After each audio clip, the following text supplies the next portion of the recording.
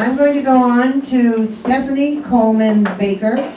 She's our speaker today from Planned Parenthood, and she's going to tell us about her background and how she got involved in what we're doing, and she has some lovely things for us around on the tables. So let's hear from Stephanie Kollman-Baker. Thank you. Thanks, everyone. Yeah, I'm so glad to be here. I've come to a few of these meetings in the past, but I'm happy to share my story with you all and give some updates on what's happening with Planned Parenthood. But I very much appreciate questions and discussion, so feel free to interrupt whenever. So my name is Stephanie Kollman-Baker. I'm the Senior Field Manager for Planned Parenthood Southwest Ohio and Planned Parenthood Advocates of Ohio. So for those of you who are familiar with IRS codes and nonprofit policy, Planned Parenthood has both a C3 arm and a C4 arm. So the C3 is the charity, the charitable status, where if you give money, if you donate money, it's deductible, and that is our medical services and education side. So that's if you go up to the closest one here, I think, is the Mount Auburn Health Center. You can go up and get your health services there. We have educators who are out in the community providing education services. So that's our C3 education and medical services side. And then we have a C4 side, which is our advocacy and electoral side. So we have an arm that works to lobby around our issues. There we go. Is that better? Yeah, they're trying to hear you in the back. Works to lobby around our issues, to educate the public and our supporters around our issues. That's where all of our rapid response activism work happens, as well as our electoral activities. So we actually do have, during election cycles, we have electoral programs. We worked on the 2016 election, we worked on the 2018 election. Obviously, I'm sure a lot of you did that as well. There's lots of familiar faces in here from that work. And obviously, we have not been as successful as we would have liked, but we'll keep plugging along. So me personally, I got my start in this work. I've been working in nonprofits for about 10 years. So I've worked in lots of different issue areas. I was mostly doing a lot of direct service work, and the more I did that work, the more I wanted to see change at a larger level. So I started really becoming interested in the advocacy piece and changing policy. And so I got my start with Planned Parenthood about 3 years ago. And since then, I'm now the senior field manager. So our field team, we have a statewide field team for Planned Parenthood Advocates of Ohio. So I'm here in Southwest Ohio. I cover 20 counties all the way up to Springfield, as well as Boone, Campbell, and Kenton in northern Kentucky. And then we have an organizer in Toledo, an organizer in Columbus, Cleveland, and Akron. And so that's our field team. So these are all of our organizers on the ground, doing our outreach work, doing our community liaison work, doing our activism work. And then we have a state VP of Government Relations who kind of helps direct all of that work. So, and I'm the senior field manager, so I kind of help oversee all of our organizers across the state. So that's how I got my start. I from a kind of middle young age became kind of switched from the way I was brought up on the west side of Cincinnati, Catholic conservative family. So started making my journey towards my progressive values. And I'd always aligned with Planned Parenthood just based on my philosophies, but it really only wasn't until after I started working with Planned Parenthood that it really hit home for me. And I'll share a little bit about my story because we do a lot of storytelling with Planned Parenthood. So I started working for Planned Parenthood, and I started, getting to know our providers and our nurse midwives on our medical center. And the way they were talking to me about our patients and about the care they provide really gave me kind of a retroactive epiphany about some reproductive health care that I had received in the past.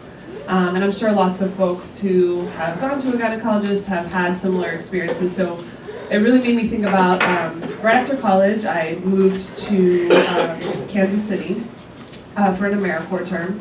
And before I did that, I had all my checkups and doctor's appointments before I went out there. So when I got to Kansas City, I had a call from my gynecologist that my Pap test had come back irregular. So this is pretty common. A lot of folks who get Pap tests will be familiar with this experience. But for me, it was really unsettling. I didn't know anyone in Kansas. I didn't have a provider yet. And this could possibly be a sign of cervical cancer. And so I made an appointment at a hospital there in Kansas to get a colposcopy, which is where they take a sample from your cervix to test it, biopsy it. And it's a pretty painful procedure, actually. They actually snip a little chunk out. Sorry. And so it's painful. I had medical students in with me without my consent. They didn't ask me if that was okay, so I was just surrounded by people. The provider was extremely shaming in talking about how it got to that point. She wasn't at all comforting. I was 22, I guess, and I was sitting there crying and thinking to myself, I want my mom, which felt, really tough being so far away from my family. And there was just no compassion at all offered. It was really, really, really terrible experience. But at the time, I was just well, this is just medical care, it didn't even, it was bad at the time, but the 5 minutes after I left, I was just well, that was bad. Moving on right along. And so years later, when I started working for Planned Parenthood, I had this epiphany, oh my God, reproductive health care does not have to be like that. And so many of us just accept, reproductive health care, any health care that we get as it is what it is. But the vision at Planned Parenthood is very much that it does not have to be that way. It can be compassionate, it can be non-judgmental, it can be informative, comprehensive, caring, and so after I started working for Planned Parenthood, it very much hit home that this is actually the care we provide is caring, and it the way we all settle for a lot of stuff in our society does not have to be that way. So we have this vision that reproductive health care can be healthy, can be can be exactly what we need to make our own families and our own lives successful. So that's kind of my story about Planned Parenthood. Lots of people have stories around Planned Parenthood. We have 26 health centers in the state of Ohio. And I brought a bunch of swag and stuff. It's on the tables, but there's also some papers up here. So I don't know if we want to send those around or y'all can grab them after. But just have some information about Planned Parenthood Advocates of Ohio, as well as all the restrictions on reproductive health care and abortion access in Ohio that have passed since 2011. So as many of you might know, if you're familiar with reproductive health care, we're not in a good place nationally or at the state level. And especially once the Kasich administration came into being, that they started passing a lot of restrictions on abortion to access and reproductive health care. So I think this might be a little bit outdated. This says 20 restrictions, but it might be 21 now. But these are things that we refer to as TRAP laws, which stands for Targeted Regulation of Abortion Providers. And these are very much a strategy by the anti-choice movement. So right after Roe v. Wade passed in the 70s, the anti-choice movement immediately started trying to overturn Roe v. Wade, right? Just completely overturn it. And then they saw that wasn't working. They weren't going to be able to completely just reverse it. So what they did was started this very, this is a strategy. It's not just random people trying to take away choice. It was a very coordinated strategy across the country to slowly chip away at abortion access. So you can see this especially in yeah? Louder? No, that guy. Just hold it louder. Oh, okay. Is that good? Yeah. All right. Sorry, you feel it keeps moving in and out. So this was a very coordinated strategy. There's actually a handbook, a literal legislative handbook that they pass around from state to state, and they try to pass these different restrictions in different states. So you can especially see the chipping away piece of it when you look at the limits on when you can get abortion, how many weeks. And so we used to be 24 in Ohio. Then in 2016, Kasich signed the 20-week ban. And now they keep trying to pass the 6-week ban. So it's, you can see it just keeps going down further and further.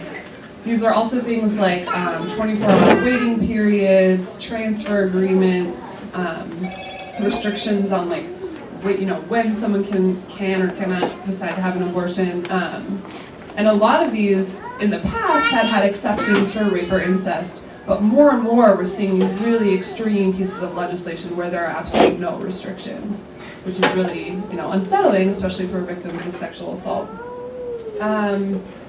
So probably the biggest thing we're up against right now in Ohio is going to be the 6-week ban. So if any of you were following that last session, it got introduced at the beginning of last session. It kind of slowly, went through the process, and then I think they were waiting until after the election. And then right at the end, right before the new year, it passed through both the House and the Senate. It went to Kasich. Kasich vetoed the 6-week ban, although he did sign a method ban, which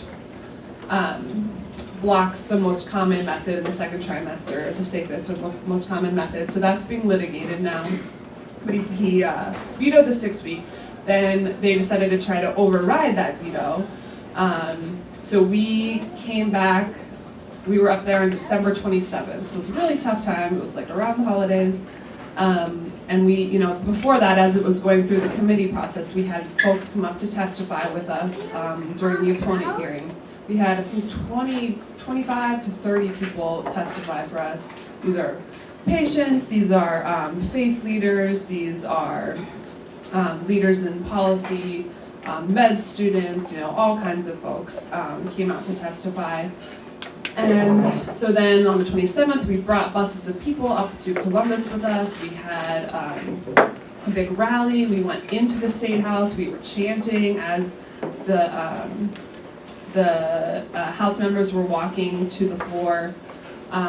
So they did override it in the House, and we really thought, this is it. This is going to happen. We went over to the Senate chambers, and we were fully prepared to, as soon as it went through, we were gonna get up, start chanting, get thrown out of the State House.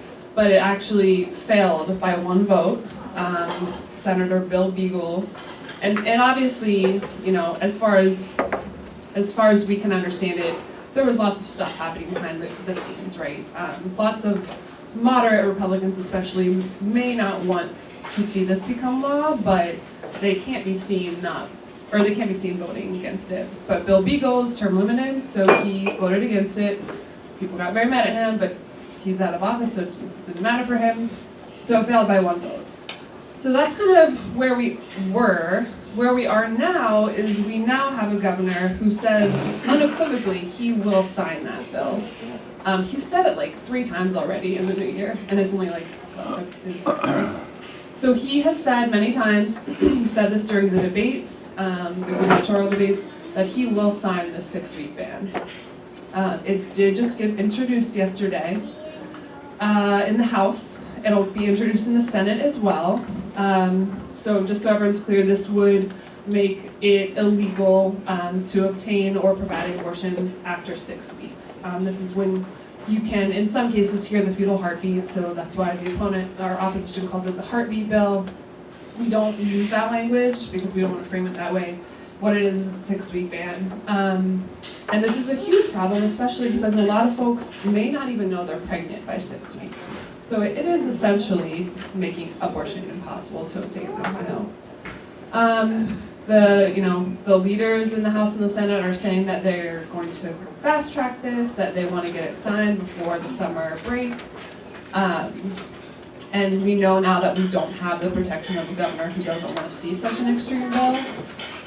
More and more we're seeing that we have less protection even in the courts as the courts become more conservative on this issue. So we really, like I said, this just dropped yesterday. Pretty much all of our focus on our advocacy side in the next coming months is going to be trying to stop this bill. one of our, our thinking right now is that because we don't have the protection of a governor we know will veto it, it's going to be, some of these more moderate Republicans who may not want to see this but have been voting for it undercover, they may hesitate now because this, it has a real chance of becoming law now. So that may be something we're going to lean on some folks about. We haven't really discussed targets yet, but there definitely are some targets in the House and the Senate that we think we can lean on and try to persuade. So that's kind of where we're going to be. There's also another fight that we're going to be kind of fighting concurrently is the Title X defunding. So this was actually, again, happening last summer. You'll notice we're fighting the same fights basically every year. Last summer, this was a federal rule that came down, federal regulation that came down from the Trump administration, from the Department of Health and Human Services, saying that, so Title X is our nation's family planning program. It was created in the 70s to provide family planning and education for low-income families. So we've always been we've always received funds from this program because we are one of the best providers of family planning care in the country. Southwest Ohio just got Title X funding back. We had not received it for the past 5 years or so, but we did just get it back last year. But Planned Parenthood Greater Ohio, which is our other affiliate in Ohio that serves the rest of the state, they rely very heavily on Title X and have for years. They always, they're always receive lots of funds from that. And in a lot of other places outside of Southwest Ohio, Planned Parenthood is the only Title X provider in a city or county. So what this new regulation says is, says a couple things. First of all, it says that they're going to give preference to Title X providers who have religious affiliations. They're going to give preference to Title X providers who provide what they're now calling sexual risk avoidance programs, which is actually just abstinence-only programs. And they will strip Title X funds from providers who also provide abortion care. So this obviously is very targeted at Planned Parenthood. And this rule was was going into effect last summer. There's like a period of 90 days where you can provide or collect comments and signatures on federal rules. So we collected something like 250,000 comments or something on this Federal Register rule. And so so we delayed it because they have to go through and look at all these comments and address them. But now, that period is coming to a close. We've managed to delay it, but we do think that very soon, in the next coming weeks, that this rule will go into effect. And that could mean all of our educators lose their jobs. That could mean that we'll have to find those Title X funds elsewhere. So basically what this program allows us to do is provide family planning care on a sliding scale fee. So if you come in and you say, I want birth control, but I can't afford it, there's a formula that allows us to provide it based on your income or for free if that's what your income dictates.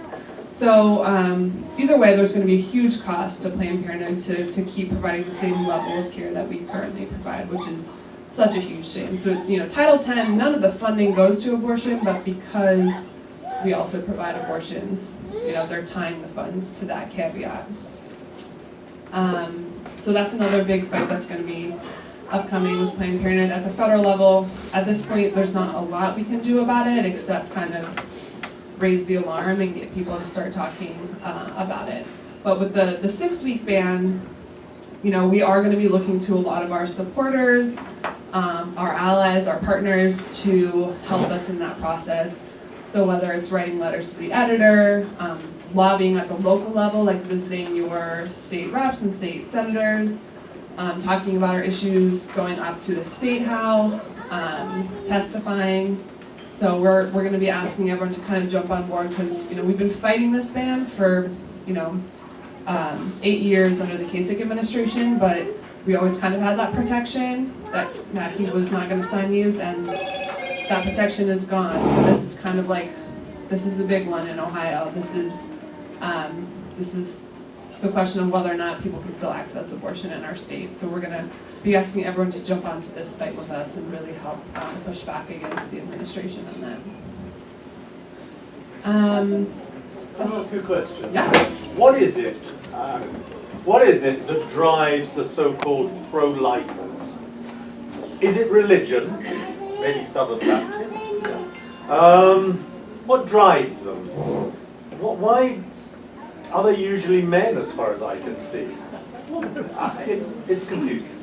Can you repeat the question? What is it that drives mostly men, the pro-lifers? Is it religion? Control. Control? Yeah, yes, what drives the anti-choice movement. It's a lot of different stuff. Religion is certainly an element of it. Abortion wasn't really the wedge issue that it is today until the mid-70s. And there was this huge movement by evangelical Christian from the South, those communities, to really start rallying around this and connecting it to politics. So again, that was a very conscious choice to start connecting it to politics.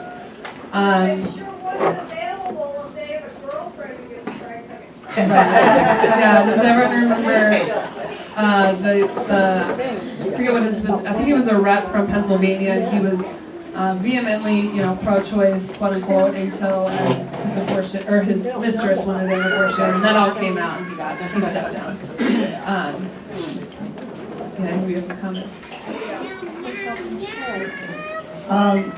The religious aspect on February 6th, this was one of the headlines. Pope says nuns in sexual slavery. And it talks about the priests and the bishops made the nuns have abortions. So you talk about hypocrisy of religion. I'm sorry, this is what it is. Yeah, thank you. And that is not to say that all people of faith do not support choice. Right? Yes. You've talked a lot about abortion, and I know that's a critical issue. One thing, though, is for Planned Parenthood, it's a very, very small percentage of the services you provide. And I think some people are not aware of that, how it's a relatively small. So if you could kind of tell us how much of your work really is on family planning care other than abortion. Yeah, no, that's a good point. And that is actually something that we are kind of moving away from talking about it like that. And I, don't blame you at all for that. That is the way Planned Parenthood talked about our services for a really long time, was that abortion is only 3% of our services provided, which is still true. But we really, what we realized over time was what that was doing was really stigmatizing abortion care.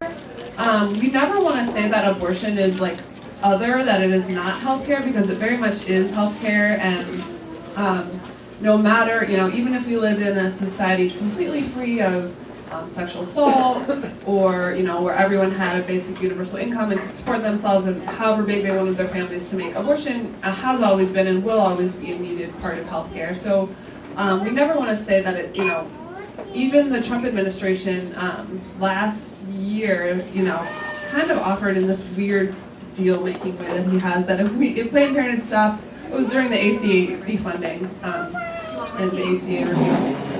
So that if Planned Parenthood would stop providing abortions, then he would leave off us. He would leave us alone. And for us, that just wasn't an option, because this is an essential service that so many people need, that 1 in 3 women in the United States need. So, while it is a smaller percentage of our services, 3%, it's something that's always going to be needed. And the way they go about it, by attacking our family planning services because we provide abortion care, is really trying to drive that wedge in further. So this Title X fight, for example, all Title X funds go to family planning and education, not to abortion. But because we also provide abortion, they're trying to defund that. So it's not like they actually do care about family planning and reproductive health care, right? Because they're willing to cut off thousands of low-income families from access to this care purely because we also offer abortion. Go ahead. Sorry. I'm sure you share this with politicians, but what are the statistics of children under 18 having sex, and how many, do you know a breakdown of how many of them are from very religious households? Ooh, I do not know those statistics off the top of my head. What I can tell you is that the more access young people especially have to sex education, the more likely they are to engage in sexually responsible behaviors. There's a direct correlation between abstinence-only education and irresponsible or uninformed sexual behavior.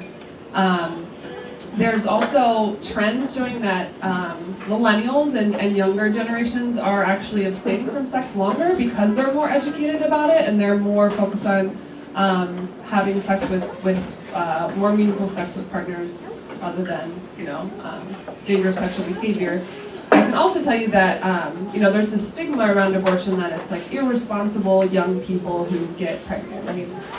And the majority of people who get abortions are actually already parenting children. So it's people who already have families, who already have children that they're caring for. I think Ohio has a law that each clinic has to be associated with a hospital. And I think it's important to know that in Cincinnati, most of the hospitals, including university, except university, are affiliated with some religious order, and it's very, very difficult. And wasn't this law just declared unconstitutional in Florida? That could be, I haven't But heard if it's that. unconstitutional in Florida, why can we have that law here? Well, it would have to go to the Supreme Court then in order to affect all the states. Right. Right, yeah, so that's, what you're talking about is the perfect example of a trap law, a transfer agreement saying that if abortion providers have to have agreements with a local hospital saying that if something happens during an abortion procedure where there's an emergency, which is very rare because abortion is one of the medical procedures you can get, it's like 0.02 complication rate or something percent. That a hospital will take that patient, which is absurd, first of all, because if I would, collapse right here in front of you all, you would call an ambulance and they would take me to the nearest hospital. That's the law. They have to go to the nearest hospital, right? So it's ridiculous, and it's just another way to try to curb that. And we saw in Toledo, they had an agreement with a hospital in Michigan because it's close, right? And then they just keep changing the law as it suits them. So then they said, no, it has to be within the state. Oh, no, it has to be within 30 miles. Public hospitals weren't allowed to do it. Public hospitals are not allowed to do that. Yeah, so they blocked public hospitals from doing that, which leaves private hospitals, which in Ohio and Southwest Ohio especially means religiously affiliated institutions.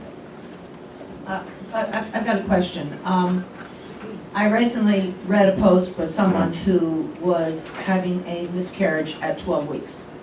She went to the hospital and obviously, she was passing tissue, things of this nature, but they would not do a DNC because they considered that an abortion. Is that effective here in Ohio? I mean, is that... That varies institution by institution, so they can decide what they think is an abortion. And it can really even go down to the provider, the doctor themselves, like if they feel like a DNC feels like an abortion to them, then they won't perform it. But a lot of times it comes down to the policies of the hospitals. And that's the same with things like, tubal ligation. So if someone wants their tubes tied, hospitals can say, no, we're not going to do that. So it's unfortunate that a lot of these private institutions, it's just up to the whims of the leaders there to decide what services they offer. Yes, I would like to address two things. The gentleman's question about what do the anti-choice people, what motivates them, the religious question. I come from Michigan, and virtually every single member of my extremely large extended family is anti-choice, and it is 100% based upon religious reasoning. And what I have frequently heard in recent years, very much so, is a Christian cannot possibly be a Democrat because of one reason, and one reason only, because of abortion. We should not laugh about this.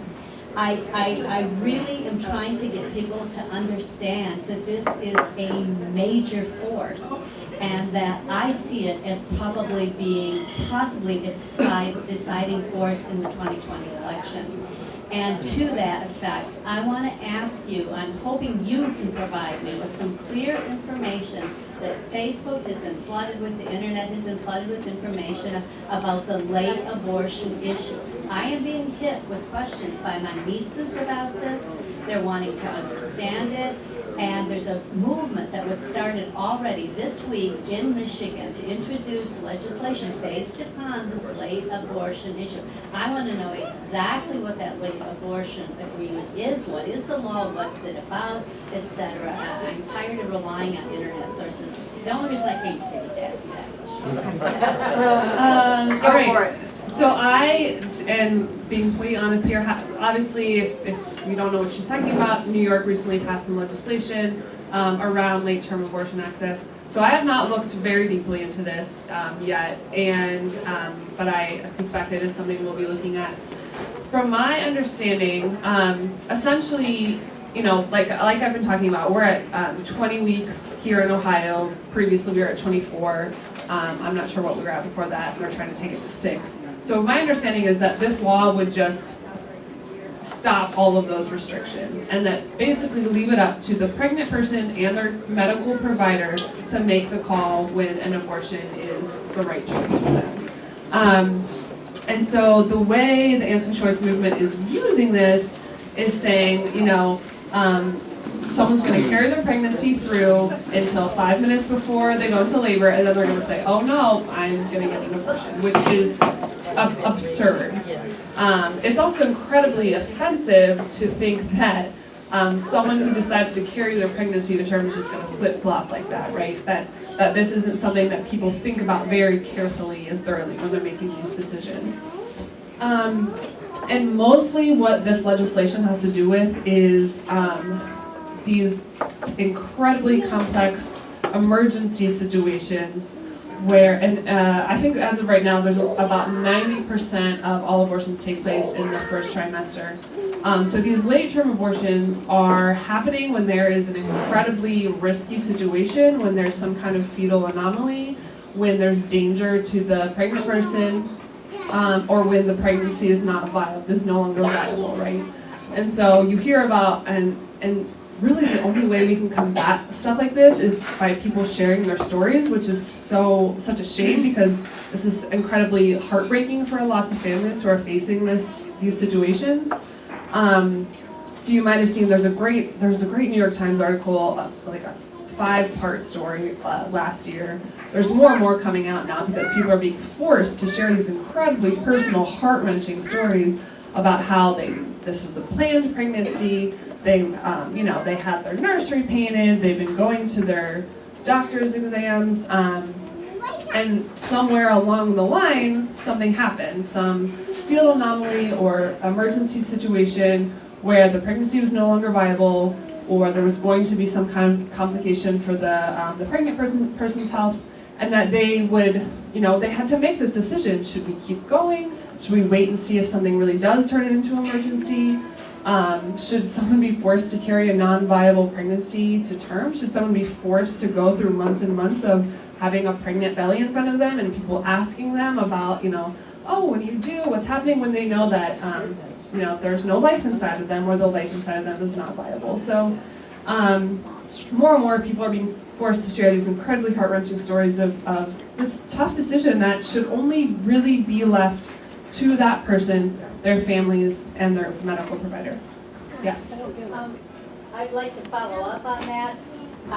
I just checked into it today again on the internet before coming here yesterday. Representative Marshall, Republican in Kansas, made a big to-do about how in his having delivered, he's an obstetrician as well, 5,000 babies, never once in his entire medical history has there been a case of a mother needing to be saved in a late-term abortion.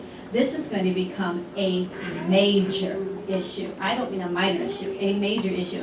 And I really would like to give you that information, that feedback, and say, I think Planned Parenthood will be fighting for its very existence if they don't get on board about this. As painful as it may be for these people to have come forward and tell their stories, I think it's absolutely critical, because that's exactly the kind of information I need. I am being hit by people in my family saying, why? What could possibly justify a baby being aborted just before it could be born? And what they're going to hit you with is, had the baby been born and the doctor then killed the baby, that is murder and you can be sent to prison for it. What makes it not murder if it happened before it was born? And this is just going to be flooding America right now. And so I haven't heard even any of these stories that you're describing right now about why people might need this, you know. And I can send out some resources on that. And I'm just saying that I think Planned Parenthood is going to have to put a lot of work and effort into making the reasons why that could possibly be needed out there. Yeah, and that is why we ask so many people to share their stories, as tough as it is. And I will say too that a lot of these abortions that are happening later term aren't even happening at Planned Parenthood, because we have so many restrictions on us. It's really happening in private with private sectors. But Yeah, you can't do, I know you can't do late abortion. I have In a Ohio, niece, and I have a friend who is a doula, so she delivered 4 babies last week. These are babies that have no brains, that the minute the umbilical cord is cut, they're only alive because of the mother's blood supply. It's the only reason. And nobody who wants a baby is going to abort it, like you said. But that's one of the primary reasons, is because the babies don't have a brain, mostly. Do you know anything else about that? But I have personal experience with this. there's a lot of situations. Oh, yeah, And there's no way, talking about this issue in terms of black and white is impossible. You can't say this is murder and this is not because it's met these criteria, right? It's very complex medical situations. It's a lot of different causes. What she was talking about, I don't know all the medical terms for it, but when the Zika virus, when that was happening, that the effects of that could be hydrocephaly, right? So that would be one of the instances. Just a lot of different, pregnancy is dangerous and it's complex and lots of things can develop.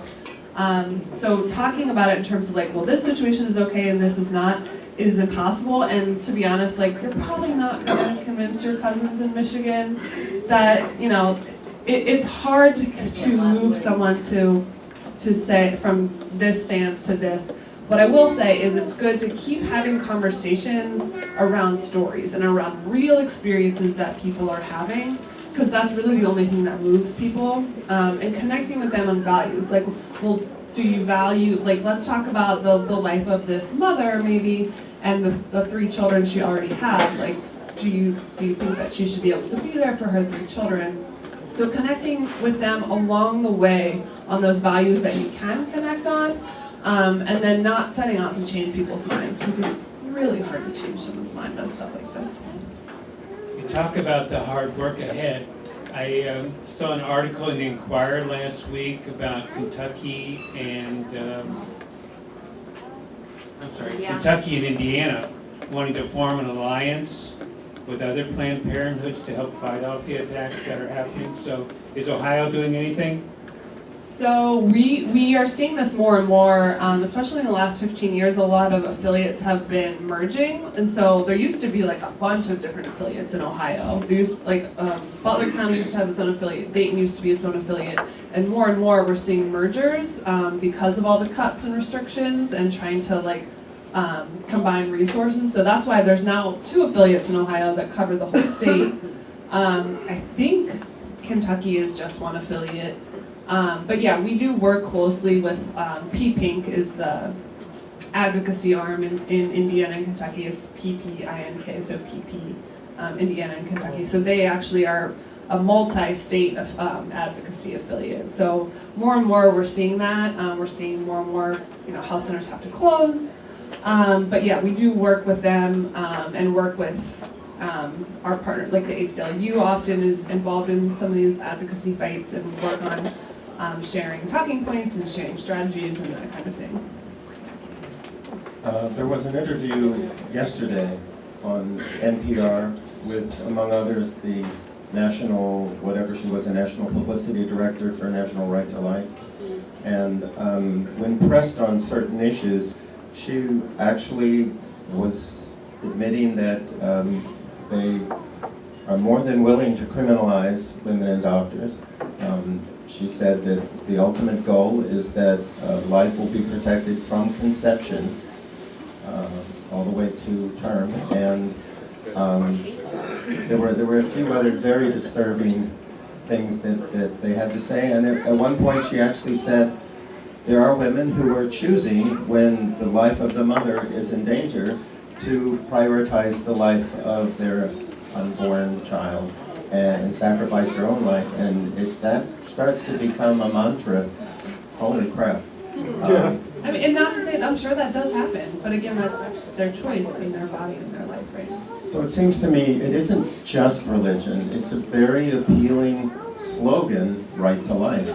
It's a very appealing concept. I don't think almost nobody enters into abortion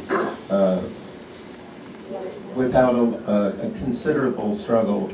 It's not easy to make that decision, I'm sure. And it's everyone. I am an abortion doula, so I'm actually in the procedure room with our patients, and I also, people share their stories with me just because I'm out in the community doing this work all the time, so people come up and share their stories. So I've heard hundreds of stories, and I've never heard the same story twice. I have heard people who have been completely relieved. I've heard people who are completely guilt-ridden. People have, we are vast and varied, and people have completely different reactions, and they're coming at this with completely different circumstances every single time. And it's not a decision that people make lightly, but once people make it, they make it, right? Just think about this. Think about those 4,500 children at the border that were aborted from their parents. That's a good one. Exactly what is a late-term abortion? How late in the gestation can you get an abortion? The narrative being promoted by the abortion rights people is that a fully developed baby is being murdered during delivery, and during a forced delivery to save. I mean, the narrative is so far out there, and people are believing it. And the whole idea that babies are being murdered for the convenience of the mother, the narrative is a part of the issue. Now, can you convince people who are solidly bought into this that abortion is not what they're being told it is? I don't know. I don't think it's possible. Some of the religious right, they just are not going to change their opinion because it's so deeply ingrained in their beliefs. I don't know how. To me, this is a train wreck, and I don't see any way of stopping it because there's so many promoting this narrative that all these innocent babies are being murdered. But what is a late-term abortion? Define it more specifically. So I cannot define it more specifically, and I actually just read an article saying that we should even stop using the term late-term abortion. So in Ohio, you can only get an abortion 20 weeks. That is the cutoff in Ohio. Now, there are narrow exceptions in the case of rape and incest, and the life of the mother. This is not the health of the mother. So if you have to be, literally dying. So in that's in Ohio. In other states, I'm not, and I think that's what this legislation was about not putting a end date on it, but looking at it circumstance by circumstance. And I think what you're talking about it's this very strategic way of pitting like the pregnant person against a baby, right? They're pitting the two lives against each other, and it makes it impossible for us to talk about in that way. Quick, make it short. Has Planned Parenthood considered changing their name and rebranding? That is way above my pay grade. I mean, we still are about like giving people the tools to plan their parenthood and their lives and their family. It's more than that. What would you suggest? I mean, a brand, a name is a name, but I think doing this kind of work, educating folks on what Planned Parenthood actually does. I have these little cards up there that shows exactly all the services that we offer. So it's a really nice like little tool to whip out when you're arguing with your cousins in Michigan or whatever, and you're like, well, these are all the STI tests, these are the units of birth control, these are the PAP tests they gave last year. So it's important to talk about this stuff, but it's also important to talk about abortion access as a part of that whole spectrum. We got Peter. Oh, He's next. He's got the yeah, mic. I just wanted to say something about at least my theory of the psychology of these people who are obsessed with it. The religious notion of innocence. These same people, so many of them, are all in favor of the death penalty because their conception of human beings as they're born free of sin. And once you actually interact with the rest of the world, you're going to commit horrible sins and you deserve to die. I mean, there's this incredible hypocrisy about the sacredness of human life until you actually are old enough to interact with the rest of the world. And there is the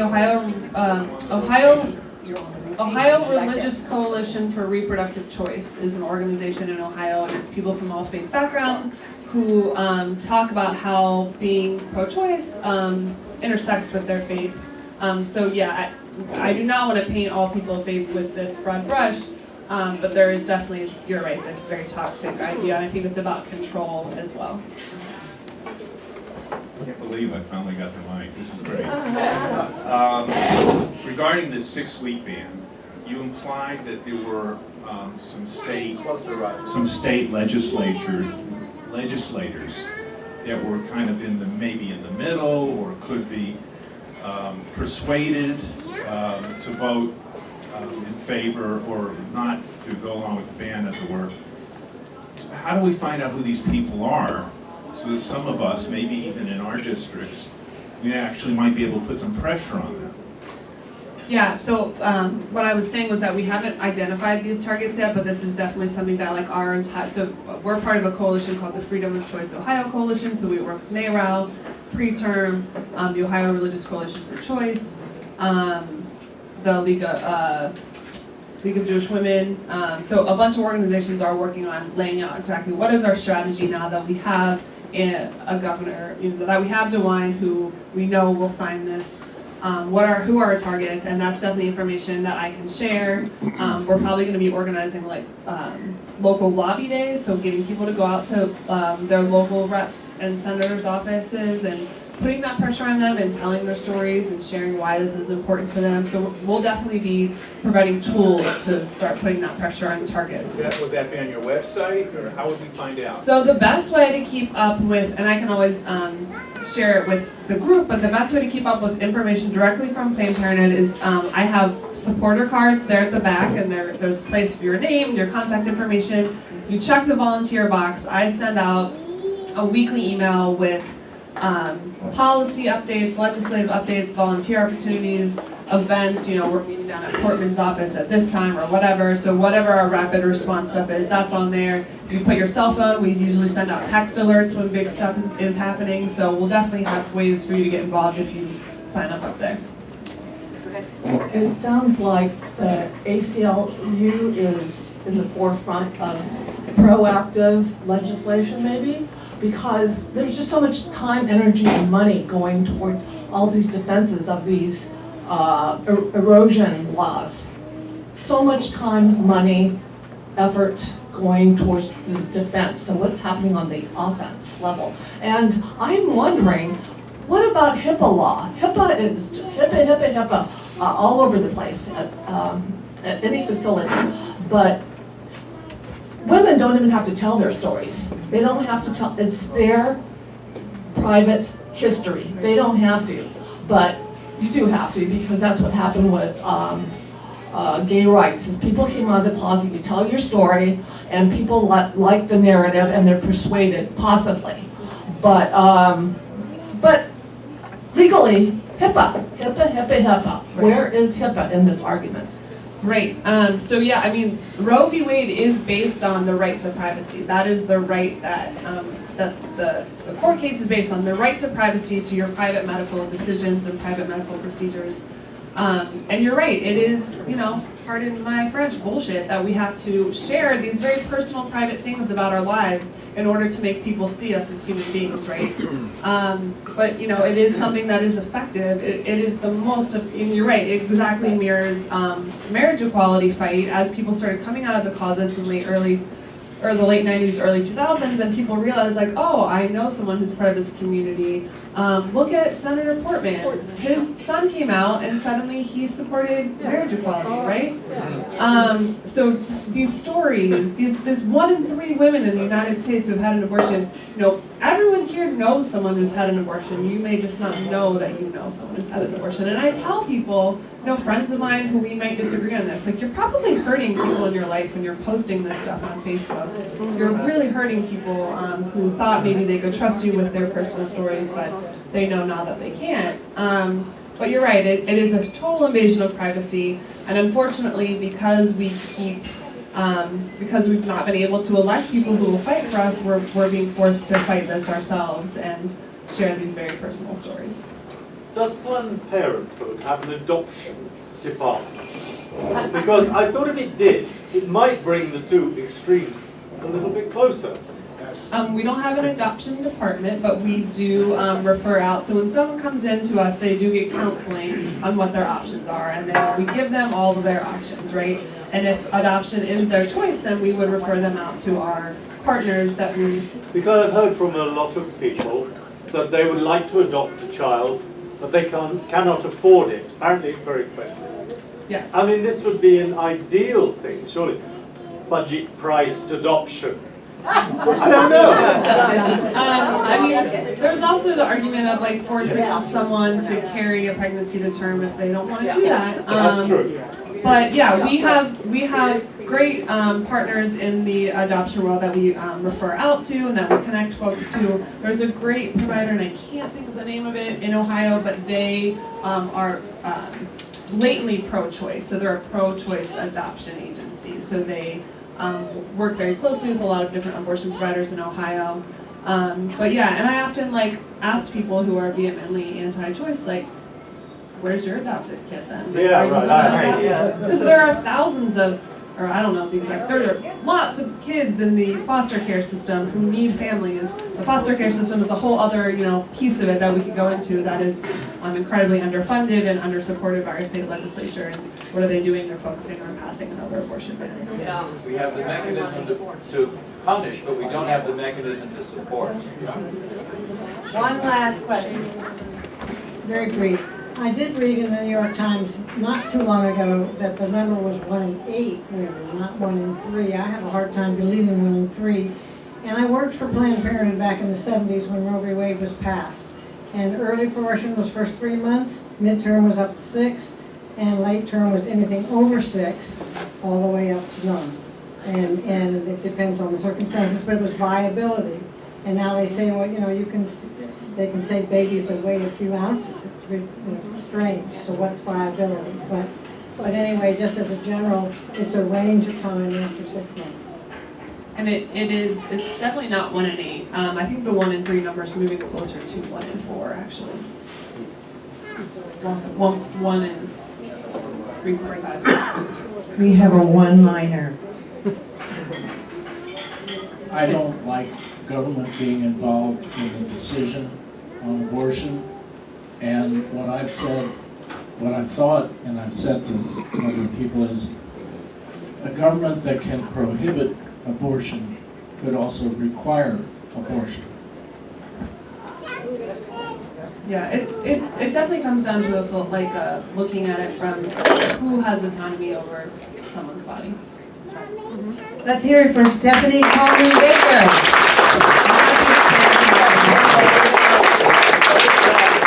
Thank you, it's been a wonderful audience. Thank you for coming, thank you for offering up your questions. Next week is Dream Umbrella with Charlie Gonzalez. Week after that is going to be Immigrant and Refugee Law Center with Julie McMaster. That's the program with Xavier University. Our new program's coming to the listed until March 26th. Come back. Love you. Bye-bye.